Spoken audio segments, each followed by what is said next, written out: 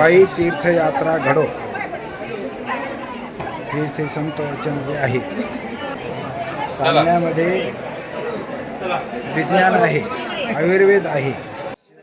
मित्रांनो नमस्कार, मारुती काळदाते या माझ्या यूट्यूब चॅनलमध्ये आपल्या सर्वांचं स्वागत करतो.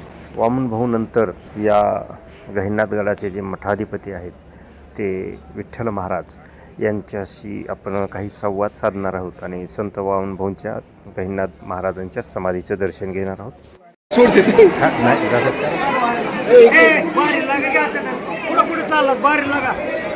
आज जायचे का आपल्याला? मंदिरात गहिनीनाथ महाराज आणि वामन भाऊचं दर्शन झाल्यानंतर ही रांग आपल्याला विठ्ठल महाराजांच्या दर्शनासाठी लागलेली दिसते.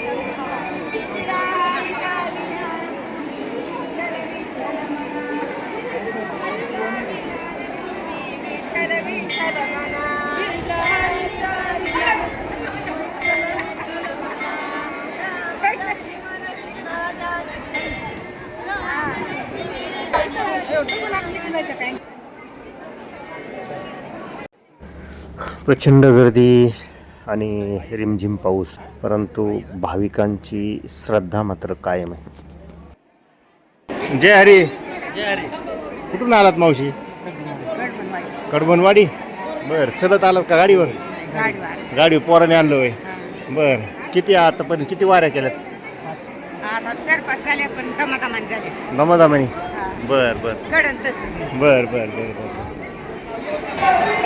ही एवढीची प्रचंड गर्दी या ठिकाणी होते, त्याची कारणं आपण या व्हिडिओच्या माध्यमातून आपण पाहिलीच असतील. आता मी जामखेडवरून या पायी दिंडीमध्ये चालत आलो तर अनेक वारकऱ्यांचे या भाऊंच्या भक्तांचे वेगवेगळे अनुभव आपल्याला या व्हिडिओच्या माध्यमातून पाहायला मिळतील. मी तर ऐकलेच, तुम्हालाही या व्हिडिओच्या माध्यमातून नक्की पाहायला मिळतील. जय हरी.